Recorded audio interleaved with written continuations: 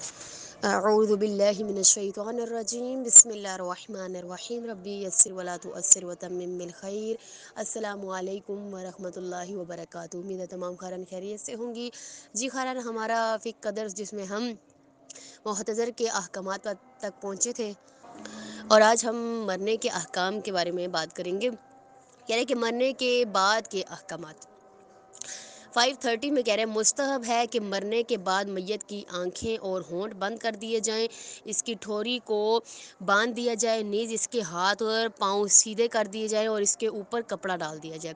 اگر موت رات کو واقع ہو تو جہاں موت واقع ہوئی ہو وہاں چراغ جلائیں، روشنی کر دیں اور جنازے میں شرکت کے لیے مومنین کو اطلاع کریں اور میت کو دفن کرنے میں جلدی کریں۔